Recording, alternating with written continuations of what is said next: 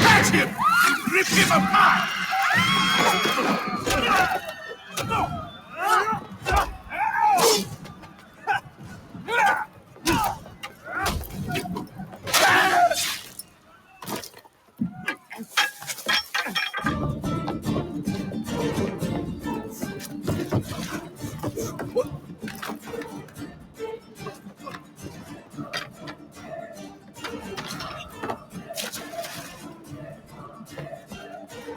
Guards! He's behind me! You have to stop him!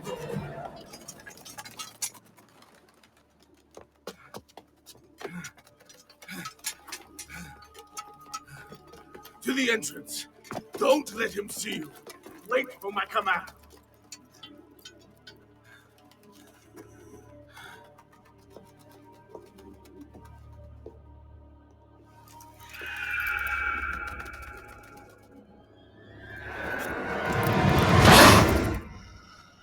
Oh, bravo! What an impressive display. A pity you could not let your father live to see it. As for your mother, once I've dealt with you, I promise I'll give her my full attention.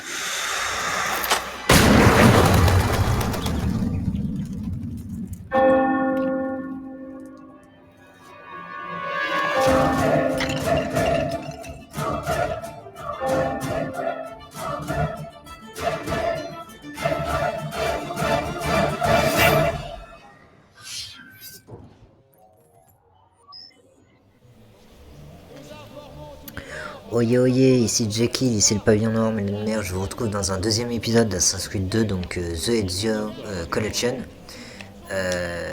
pour cette suite justement qu'on va faire. Alors je vais juste en profiter pour voler 50$, Florent, pardon. Oui, c'est que j'étais sur mon application de bourse en ligne, donc du coup je parle en termes de dollars. Là on a fait quoi, on a fait 20 à peu près, ouais ça fait 20 à peu près. On va éviter de faire tomber leurs marchandises à eux. Ah merde. Là-bas, on va me faire choper. Hop, là, ils sont beaucoup là. Ouais, 14, il y avait 19, 14, 19, ça fait combien ça?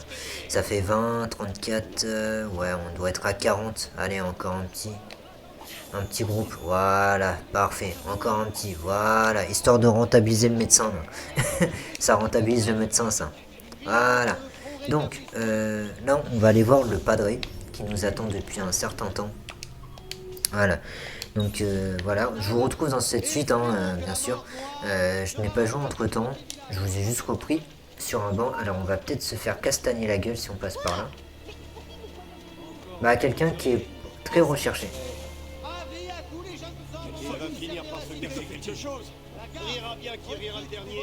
Vous savez quoi? Allez, Wolo. On va se battre. Allez. J'ai toujours détesté ces moments-là. Boum.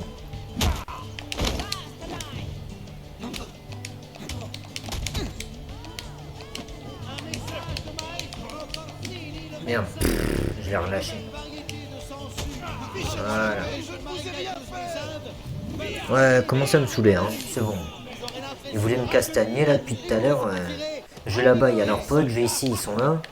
C'est bon, commence à me castagner la gueule là, c'est bon. J'aime pas trop ça, hein. Faut pas m'agresser moi, hein. Attention. Moi je fais clic clic bang bang après. Donc bah voilà. Vous en avez le résultat d'ailleurs. Hop, ça dégage.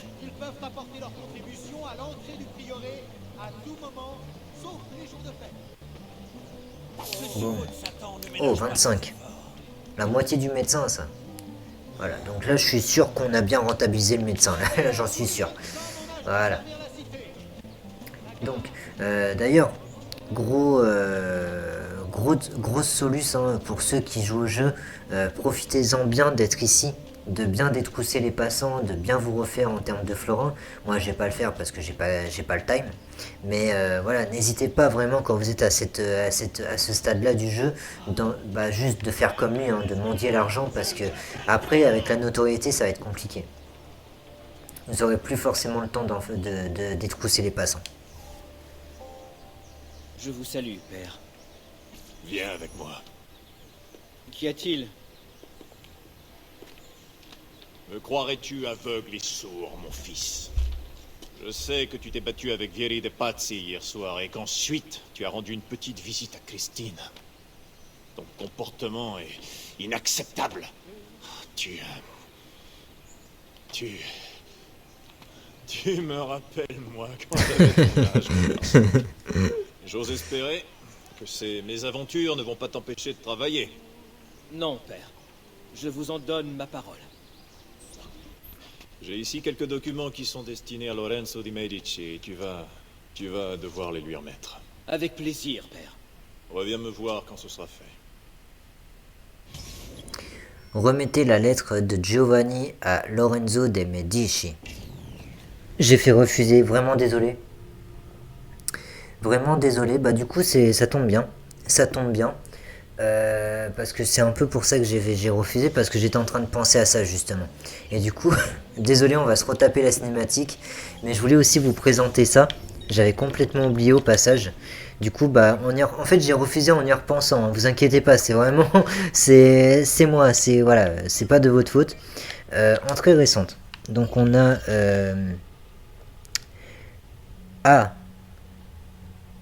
bon, voilà. Comme ça, vous êtes au courant de ce qui va arriver. Atelier de Léonard de Vinci à Florence. Après avoir fait ses premiers pas sous la tutelle avisée de Verrocchio, l'un des artistes florentins les plus prisés de l'époque, Léonard de Vinci, ouvrit son propre atelier. Entre 1476, donc la date actuelle, et 1481, il continua vraisemblablement d'être l'assistant de Verrocchio, mais on ignore sur quel projet il travailla. En 1481, les moines du couvent de San Donato à Scopeto lui passèrent sa première commande, l'adoration des mages. Comment souvent avec Léonard de Vinci, ce tableau restait inachevé. Ah d'accord, c'est pas très... Ouais. Comment souvent... Ouais, comment souvent... Je crois que c'était plus comme souvent. Ouais, je crois qu'il n'y a pas de ENT à la fin. Il y a juste le E en fait à la fin. Comme souvent avec Léonard de Vinci, ce tableau resta inachevé. C'est un peu mieux là. Et j'ai lu comme c'était écrit. Hein. Alors là, on a le palais de la Seigneurie. Arnolfo di Cambio fit bâtir ce palais également connu sous le nom de Palazzo Vecchio en 1299 pour abriter le siège du gouvernement de Florence appelé la Seigneurie. La Seigneurie était composée de 9 membres ou priori sélectionnés par les guildes de la ville, 2 pour chaque quartier et un confalonier de justice. En théorie, leurs noms étaient tirés au sort, mais quand les Médicis arrivèrent au pouvoir, leurs alliés bénéficièrent d'une chance insolente. Les voies du hasard sont impénétrables. Fait intéressant, la tour frontale est excentrée par rapport au reste du bâtiment, le palais lui-même ayant été construit sur les ruines d'une structure existante. Par ailleurs, elle renferme 2 petites cellules.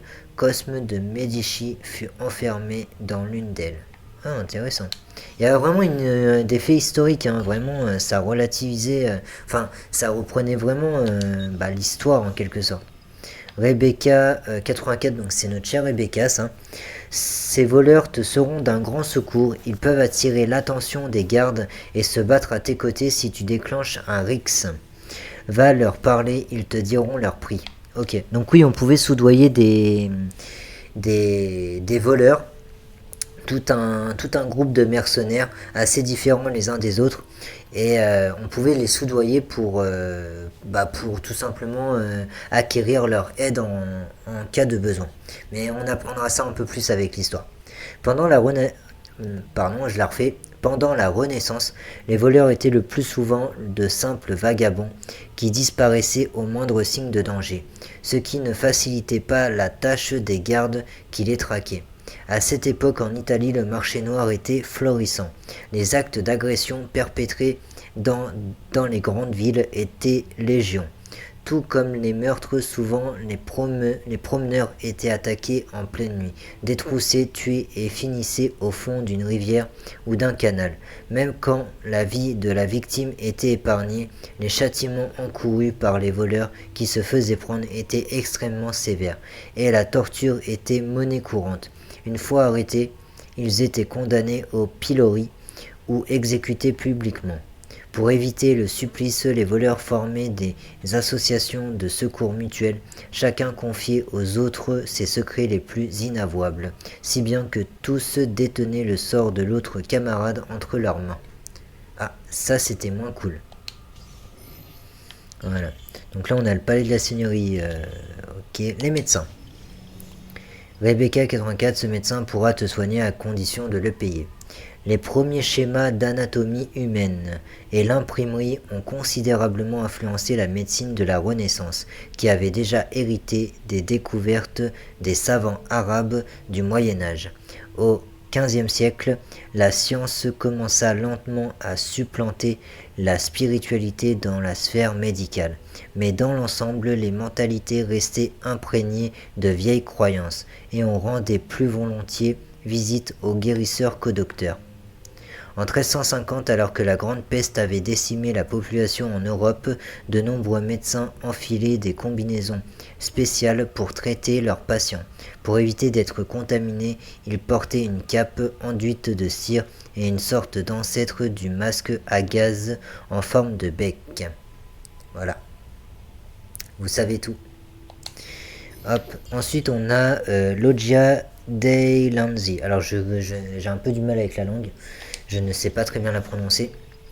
Construite entre 1376 et 1382 par Benchi, je crois que c'est comme ça qu'on prononce, Benchi de Sione et Simone di Francesco Talenti, la Loggia dei Lanzi était destinée à accueillir les cérémonies d'intronisation des membres de la seigneurie qui dirigeaient Florence. Au XVIe siècle, les Médicis se firent aménager une terrasse sur le toit de l'édifice, histoire de montrer qu'ils dominaient la ville. Ouais, ok. Le truc tellement imposant, vous savez.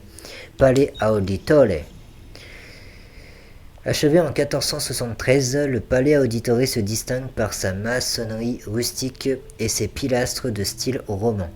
Giovanni Auditore imagina lui-même ce palais à partir des dessins réalisés par Léon Battista Alberti. Une fois sa construction achevée, le palais devint l'emblème du quartier Santa Maria Novella.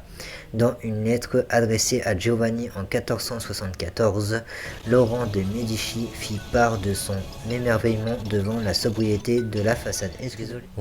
Désolé, c'était un spam. Marchand d'art. Ici, tu vas pouvoir acheter des tableaux pour la Villa Auditore.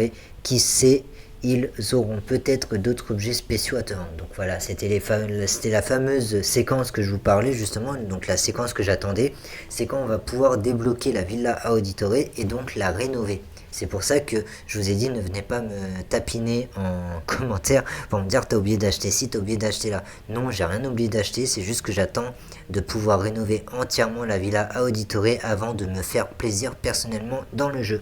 Voilà, tout est dit.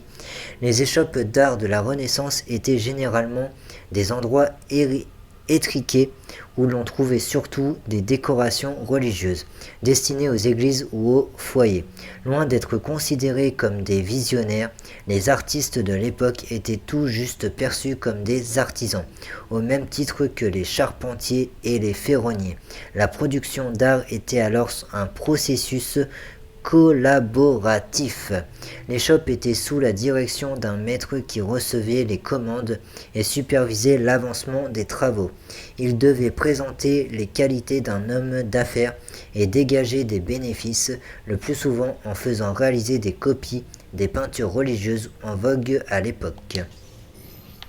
Voilà, les héros. Ah oui, ça aussi, ça va être très utilisé dans le jeu. Si un héros, alors pas héros avec un O à la fin, hein, c'est un héros. Hein. Voilà, donc c'est un crieur public si vous voulez. Attire l'attention sur tes assassinats. Tu peux essayer d'acheter son silence. La grande majorité des Italiens de la Renaissance, ne sachant pas lire des héros, sorte de crieurs publics, étaient chargés de faire les proclamations solennelles, d'annoncer les nouvelles lois, les jours de marché, de transmettre les messages importants et d'annoncer les hausses d'impôts. À ce sujet, plusieurs décrets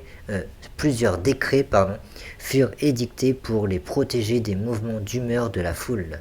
Et oui, ils étaient mis en évidence. Campanile de Giotto. Ça, désolé, hein, vraiment, j'ai pas la référence. Commencé par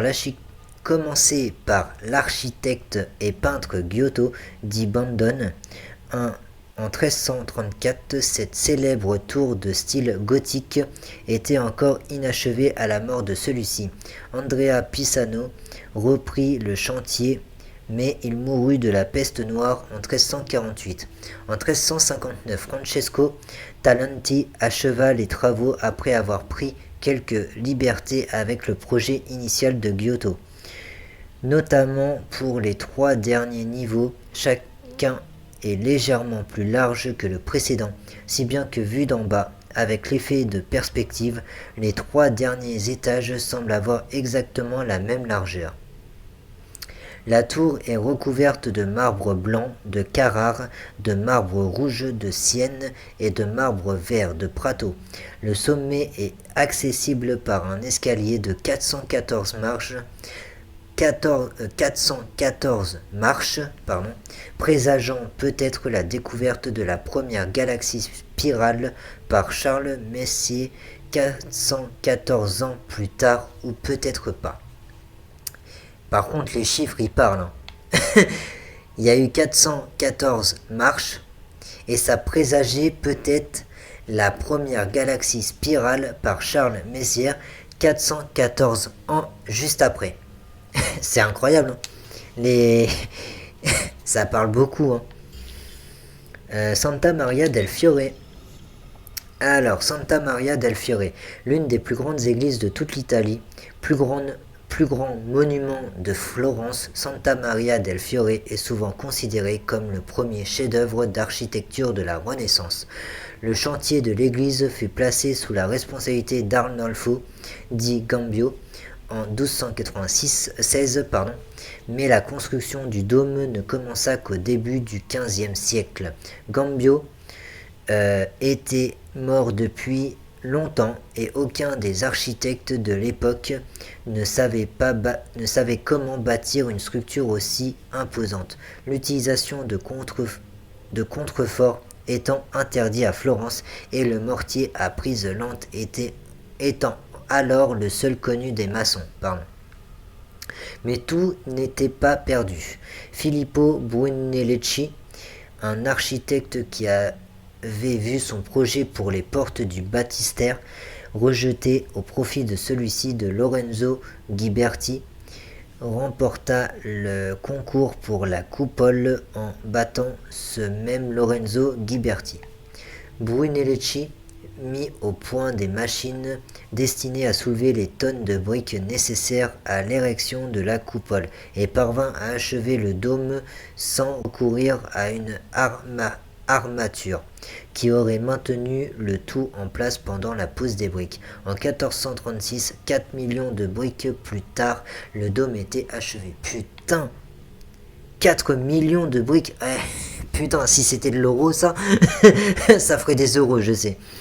La lanterne fut ajoutée après La lanterne fut ajoutée après la mort de Brunelleschi en 1446. Elle renfermerait de saintes reliques, mais plusieurs rumeurs affirment qu'un tombeau non identifié se trouverait à l'intérieur. Et ça, on le verra plus tard. Voilà, donc là on a tout lu, donc c'était les entrées récentes. Donc on avait vraiment tous les personnages, voilà. En fait, on a fait tout, hein, vraiment, voilà. Et il y a un autre truc aussi qu'on va découvrir autre chose, et ça concerne la vérité. Et ça, on le découvrira un peu plus tard dans le jeu, et vous saurez à quoi ça consiste. Voilà, donc c'était les premières entrées récentes qu'on avait eues, justement. Donc les toutes premières. Donc voilà, et c'est pour ça que, en fait, dans ma tête, j'y ai pensé, en fait. Et c'est pour ça que j'ai fait B. Je l'ai vraiment pas fait exprès, hein. Vraiment désolé. Je vous salue, père. Viens avec moi. Qu'y a-t-il? Me croirais-tu aveugle et sourd, mon fils? Je sais que tu t'es battu avec Vieri de Pazzi hier soir et qu'ensuite tu as rendu une petite visite à Christine. Ton comportement est inacceptable. Tu me rappelles, moi, quand j'avais ton âge, mon garçon. J'ose espérer que ces mésaventures ne vont pas t'empêcher de travailler. Non, père. Je vous en donne ma parole. J'ai ici quelques documents qui sont destinés à Lorenzo di Medici et tu vas devoir les lui remettre. Avec plaisir, père.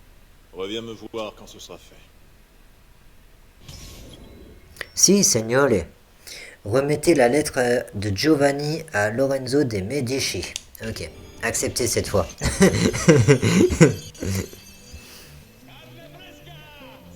Je vous la laisserai peut-être, hein, histoire que vous voyez un peu mes réactions. Mais c'est vrai que dans ma tête, je pensais à la base de données et tout de suite... Alors, attendez. Alors, oui, je tenais à vous le dire. Lorenzo de Medici, mon protecteur et ami. Comme on me l'avait demandé, j'ai diligenté une enquête sur l'incident qui s'est produit à Milan. Je peux vous confirmer que cela va bien au-delà d'une manifestation de mécontentement envers le duc Galeazzo Sforza. Je suis convaincu que de tierces parties, désireuses de retirer de tout ceci des profits considérables, se sont livrées à des manipulations pour atteindre leur but tout en restant dans l'ombre. Lampugnani, Olgiati et Visconti sont, à n'en pas douter, coupables de ce crime. Leur châtiment a été à la hauteur de leur trahison. Cependant, d'autres familles de nobles sont impliquées, comme celle de Francesco de Pazzi. Leurs motivations réelles me sont encore étrangères, mais d'après mes premières conclusions, elles ont ourdi un plan dont l'ampleur ne manquera pas de vous inquiéter. Mieux vaut poursuivre cette conversation de vive voix, car j'hésite à coucher mes soupçons sur papier. Précisez-moi où et quand nous pouvons nous rencontrer. J'ai également ordonné que Francesco soit placé sous l'autorité du Gonfaloniere jusqu'à ce que cette affaire soit éclaircie. Votre très dévoué, Giovanni. Vous voyez comment ça reprend le court-métrage de Linéage. Et après, il y en a qui disent que c'est encore un spoiler. C'est pas un spoiler parce que la lettre en est la preuve, encore une fois. Il parle bien de ce qui s'est passé à Milan, avec le duc de Milan. Donc ce n'est pas un spoil, en fait. C'est vraiment le début de l'histoire. Ça nous permet justement de comprendre ce qui s'est passé. Parce que là, quand on commence le 2 sans avoir vu Lineage, on ne sait pas de quoi il parle, en fait. Littéralement, on ne sait pas de quoi il parle. Il nous manque un chapitre. Alors que quand on regarde Lineage et qu'on commence Assassin's Creed 2, on comprend mieux les événements qui sont en train de se tramer. Je suis désolé. Donc pour moi, ce n'est pas un spoil. Et la lettre en est encore une preuve. Voilà. Donc oui, je voulais vous parler de ça justement, qu'il y allait avoir de la lecture. Pour ceux que ça va énerver, je sais, bon, je vous dis bye bye d'entrée de jeu, hein, vous n'êtes pas obligé de rester. Si ça vous ennuie, bah tant pis, hein, c'est comme ça. Mais bon, je le ferai peut-être pas tout le temps parce qu'il m'arrivera d'oublier justement. Comme dans le 1, il y a des passages que je vous ai pas lus parce que j'ai complètement oublié, tout simplement, ça m'est sorti de la tête. Mais il va y avoir de la lecture, oui.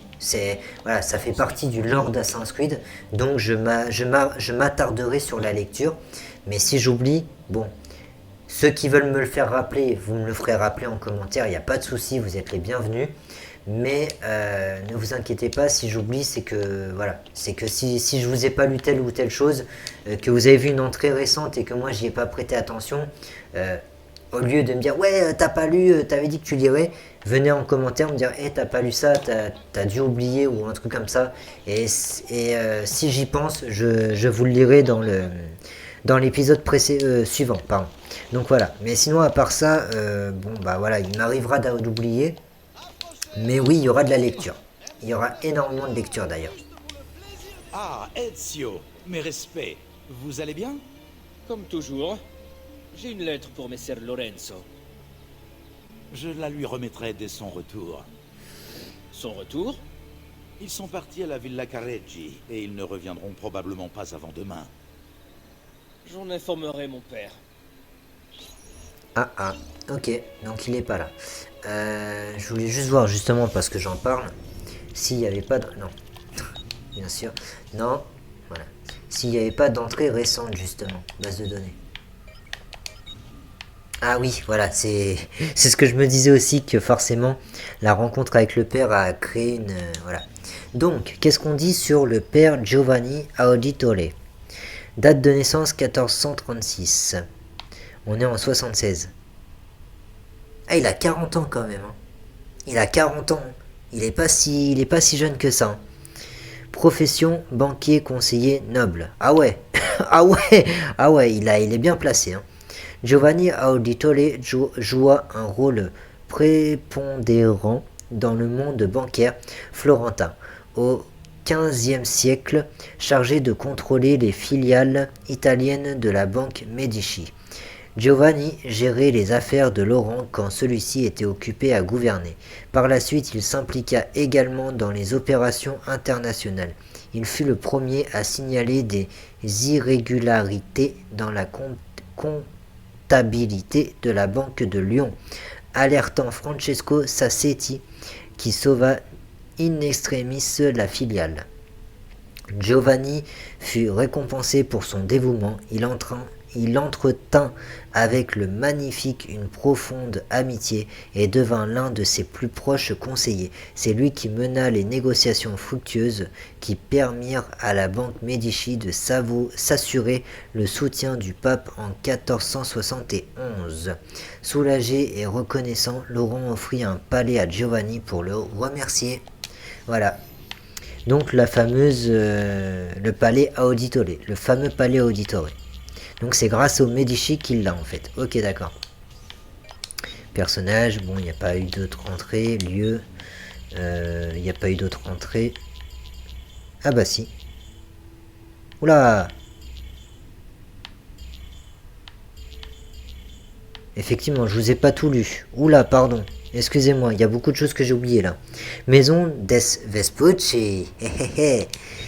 Alors, maison des Vespucci. Bâti par un arrière-grand-oncle du célèbre Amerigo Vespucci en 1350, la résidence des Vespucci, qui ne fait étalage d'aucun luxe particulier, présenta la première façade peinte de Florence, un style repris à maintes reprises dans le quartier de l'Oltrano. D'accord. Santa Trinita. Ah oui, l'église qu'on devait grimper. Avec notre frère Federico. Construite sur les fondations d'une église en 1258, Santa Trinita, Sainte Trinité, ouais, bon, bah, ça paraît logique, est connue pour sa chapelle Sassetti, décorée de fresques retraçant la vie de Saint François, réalisée par Domenico Ghirlandaio. Désolé, j'ai toujours pas la ref. Un peintre surtout célèbre pour avoir enseigné à Michel-Ange. Alors là, j'ai la ref. Santa Trinita était le lieu de rassemblement des moines vallombrosiens qui faisaient vœu de pauvreté et de silence pour leur vie entière. Malgré la beauté des fresques de Santa Trinita, il est probable que peu de moines aient eu l'occasion de les admirer. Ceux qui s'aventuraient en dehors du monastère recevaient des coups de bâton. Ah, putain, c'est horrible. Ah, c'est pas une si sainte trinité que ça, finalement. Hop, Ponte Vecchio. Vecchio ou Vecchio? Vecchio, je crois. C'est Vecchio, ouais. Ponte Vecchio, ce célèbre pont enjambe l'Arno à son point le plus étroit. Sa première construction remonterait à l'époque romaine, mais il n'est mentionné pour la première fois qu'en 996. L'édifice que l'on connaît aujourd'hui date de 1345, les deux premières constructions ayant été emportées par les grues. Ils étaient initialement flanqués d'une tour à son point sud-est pour assurer sa défense. Supporté par 3 arches segmentaires, il est parcouru par une allée centrale bordée de boutiques. Cela peut surprendre de nos jours, mais cette caractéristique était fréquente à la Renaissance. Ce furent les bouchers qui s'y installèrent Ce furent les bouchers qui s'y installèrent les premiers, Avec le temps, ils furent évincés par les bijoutiers, les boutiques de souvenirs et enfin par les hordes d'adolescents qui accrochent des cadenas au parapet du pont et qui jettent la clé à l'eau pour enchaîner leur amour. Ils ignorent sans doute que les policiers agacés retireront tous les cadenas le soir venu. D'ailleurs, ça se fait aussi à Paris, ça. L'histoire est un éternel recommencement. Voilà. Bon, désolé pour les saturations. C'est un peu dégueulasse ce qui s'est passé à l'écran, là. Quartier Saint-Jean. Ouais, c'est le quartier dans lequel on est, hein. Ouais, c'est ça. San Giovanni. Ce quartier porte le nom de Jean le Baptiste, saint patron de Florence. C'est la partie la plus ancienne de la ville et le siège du pouvoir politique, qui abrite le palais de la seigneurie. Si tu t'intéresses aux grandes églises, ne manque pas Santa Maria del Fiore et sa coupole gigantesque du côté nord. Désolé s'il y a des bruits en fond. Il y a de gros grincements et ça, j'aime pas trop, non. Fondé par Jules César en 59 avant notre ère, le bourg de Florentia, comme l'appelaient les Romains, devint rapidement un carrefour commercial. Après le sac de Rome au 5e siècle, Florence tomba sous la coupe des Ostrogoths. Ouais, ça doit se dire comme ça, je crois. Ça me dit quelque chose en tout cas. Et dut subir les assauts répétés des Byzantins, au point de voir sa population réduite à moins de 1000 habitants. Au VIe siècle, la ville passa aux mains des Lombards, ce qui mit un terme aux assauts byzantins. Au XIVe siècle, la population de Florence atteignait 80 000 habitants, dont 25 000 qui travaillaient dans l'industrie de la laine. En 1378, le prolétariat ouvrier se souleva, et au terme d'une succession d'émeutes, les travailleurs de la laine arrachèrent leur participation au gouvernement. Leur démocratie progressiste et radicale dura un peu moins de 2 mois avant que les classes supérieures ne reprennent les cartes en main. Mais cette révolte terrorisa les plus riches à tel point qu'un siècle plus tard, elles étaient encore évoquées à demi-mot. Un peu comme on parle aujourd'hui du mouvement hippie des années 1960. Après la révolte, la famille Albizzi, désolé j'ai toujours pas la ref, s'imposa de facto à la tête de la ville. Inquiet de l'ascension des Médicis, une autre famille de riches banquiers dont l'influence sur Florence ne cessait de croître, Masso et Rinaldo Albizzi, jetèrent Cosme de Médicis en prison, lequel fut ensuite contraint de s'exiler en 1433. Toutefois, fort d'une grande popularité, il fut rappelé à Florence en 1434, chassant de la ville toute la famille Albizzi, à l'exception de Lucas, qui lui était resté loyal en 1442. Lucas Albizzi rejoignit la seigneurie, siège du pouvoir de Florence, comme gonfalonier, succédant à un vieil ami de Cosme, Hilario Auditore.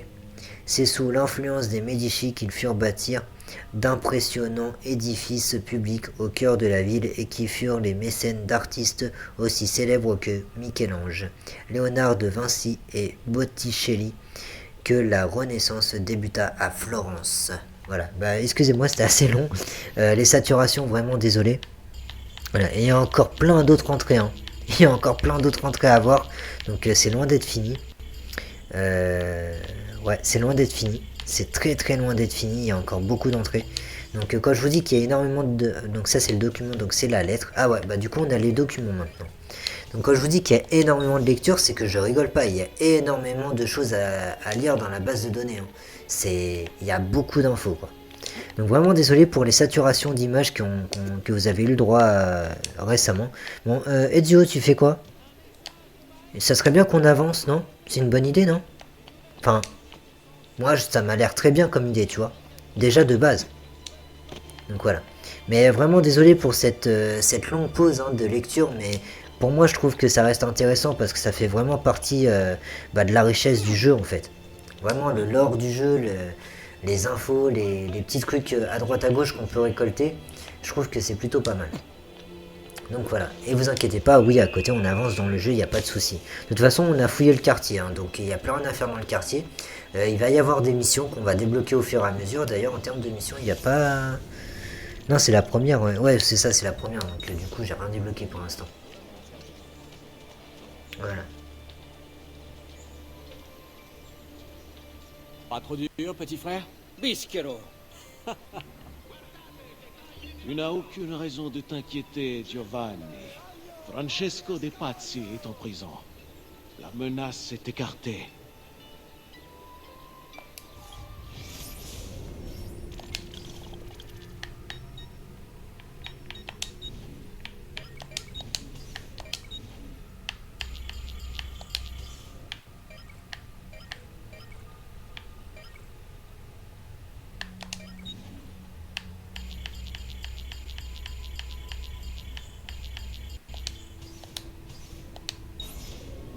Ah.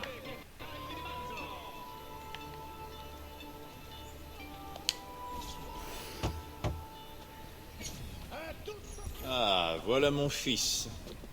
Tu te souviens de mon ami Le Uberto? respect, gonfaloniere Alberti. Content de te voir, jeune homme. Alors, as-tu remis le message? Oui, père. Mais Lorenzo n'était plus en ville.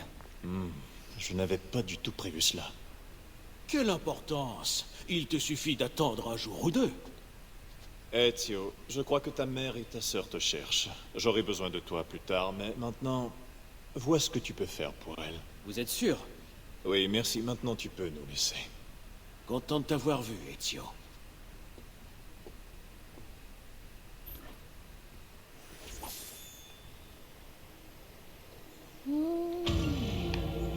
Et voilà. Du coup, on va se faire l'émission lettre ici. La mission lettre ici. Ah, il y a ça aussi. Alors, avant, on va se faire la mission lettre. Je voulais juste voir un truc. Parce que c'est bizarre, il me manque une entrée.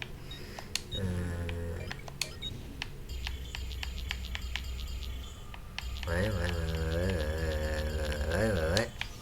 Personnage. On n'a pas Federico. Mais on n'a pas Federico, c'est bizarre.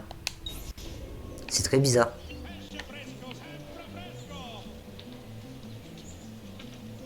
Petruccio Auditore. Bon, pour l'instant, on va aller faire la mission lettre ici. Ce n'est qu'un marchand véreux. Il faut remettre ceci au plus vite. C'est très urgent. Je vous paierai grassement. Ok. Remettez ces deux lettres à leur destinataire placé sous bonne garde. Ok. Ah oui, sous bonne garde, ok. Alors. Les lettres. Mon amour, je ne peux pas vivre sans toi, impossible de travailler, je ne suis bon qu'à paresser ou à penser à ton visage, de savoir que ton mari te retient prisonnière derrière ces murs glacés me révulse, toi une femme dont la force de l'âge on t'empêche de sentir mes tendres baisers, légers comme une brise caresse et tes doux pétales. C'est vendredi, enfin le jour où il prend la mer, un jour heureux et une nuit qui le sera plus encore. Quand les étoiles scintilleront dans le ciel, viens me retrouver, te réfugier dans mes bras. À minuit, je t'attendrai là où tu sais. À toi pour toujours, Raffaello. Ok.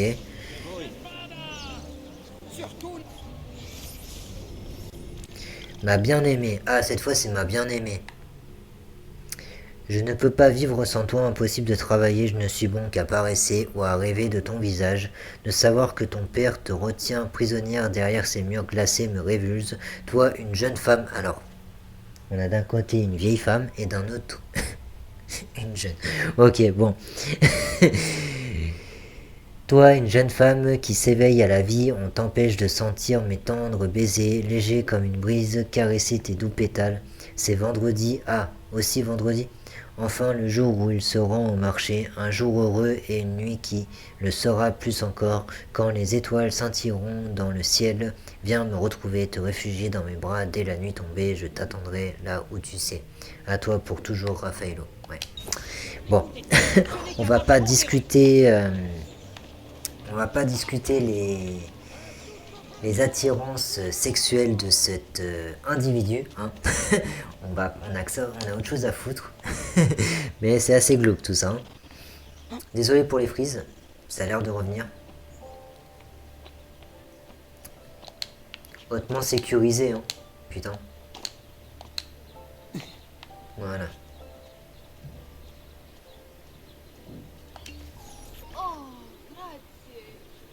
Oh, grazie. Hop, allez, la deuxième qui est un peu plus loin, même beaucoup très loin. On va passer par l'échelle ici. Je savais même pas qu'il y a une échelle ici. Bon. Il y a des choses que je sais toujours pas. Visiblement. Hop. Ah, je voulais pas forcément redescendre, mais bon. Au moins, on va peut-être pouvoir sprinter un petit peu. Tac, tac, tac, tac. Tac, tac.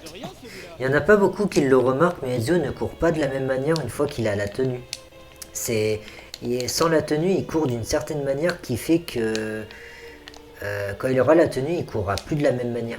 Il aura vraiment une autre allure. C'est vraiment bref. Hein. C'est vraiment sur un bref instant, mais c'est vraiment un gestuel assez subtil qu'on peut vite remarquer aussi. Quand il a la tenue, il court pas de la même manière. Hop. Ah bah c'est là où il y avait un coffre justement.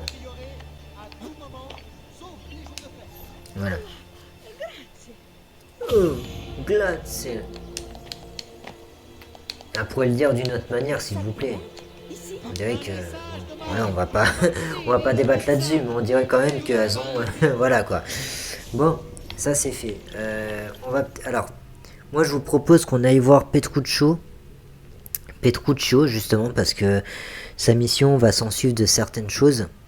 Et ce qui serait bien c'est qu'on termine sur ce genre de collectable justement. Ou du moins que je vous l'enchaîne juste après cet enregistrement. Donc j'arrêterai certainement celui-là pour enchaîner les collectables qui vont suivre.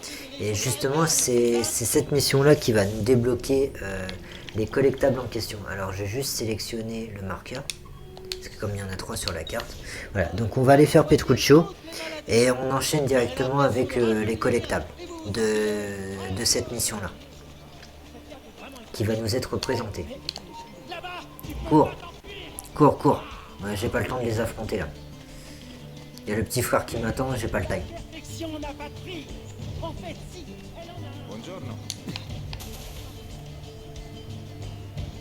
Genre il m'a pas vu me cacher. Non mais sérieux. C'est du foutage de gueule. Genre il m'a pas vu me cacher quoi.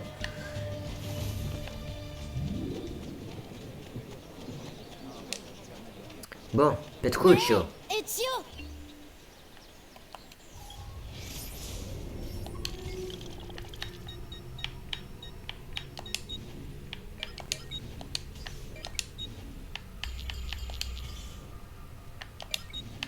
Ah, voilà.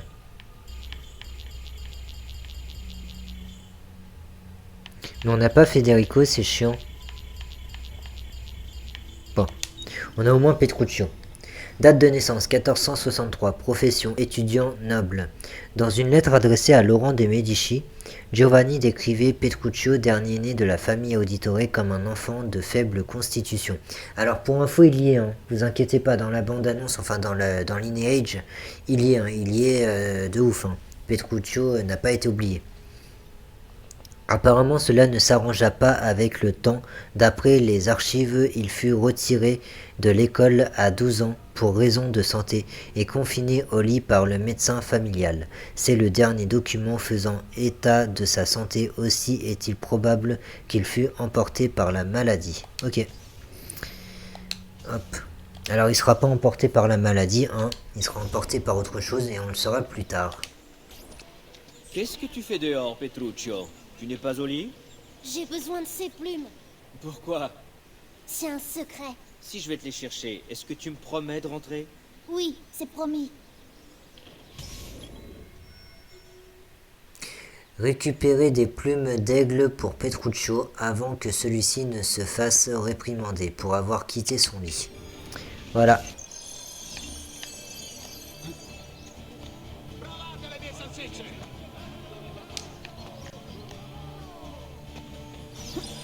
Et du coup, c'est les fameux collectables en question, justement, donc les fameuses plumes. D'ailleurs, je sais où il y en a une, mais ne vous inquiétez pas, je prendrai aussi le guide, encore une fois, à JFix, hein, parce qu'il les a fait lui aussi avec. Et je me servirai de son guide justement pour récupérer les plumes. Et je le ferai quartier par quartier, bah, comme les drapeaux en fait. Comme les drapeaux, sauf qu'il n'y en aura pas 100, hein, vous inquiétez pas. Je crois qu'il y en a une dizaine par quartier à récupérer à chaque fois entre 9 et 10. Donc vous inquiétez pas, on les fera ensemble. Et ça fait aussi partie du 100%. Oh là là, idiot. Tu me fais peur, démon, tu me fais faire des trucs, démon. Je me dis, mais what the fuck. Voilà. Mais bon, c'est pas plus mal qu'on soit passé par là. Parce que c'est vrai qu'en bas, il y a des gardes en fait. Donc du coup, ils vont nous repérer et ça va encore castagner. Et on n'est pas vraiment là pour ça. Et c'est vrai qu'une fois qu'on a récupéré toutes les plumes, il n'y a plus de chrono. Donc c'est plutôt cool.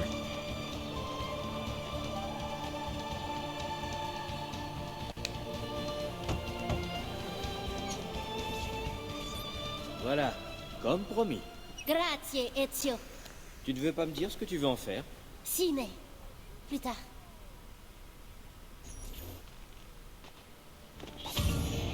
Bon, sur ce, mes lumières, je vous dis pas au revoir, je vous dis à heureux. Je coupe cet enregistrement et je vous retrouve pour les plumes. Allez, à toutes.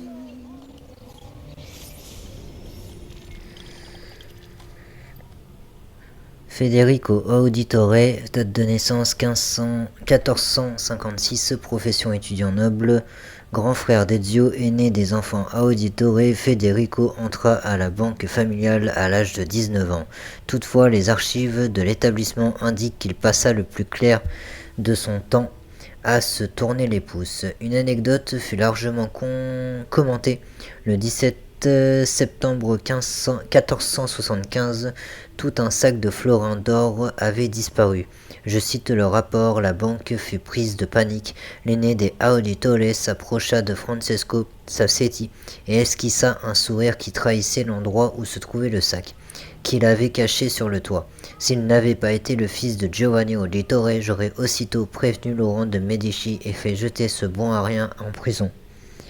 Sans surprise, à 20 ans, Federico ne faisait plus partie du personnel de la banque.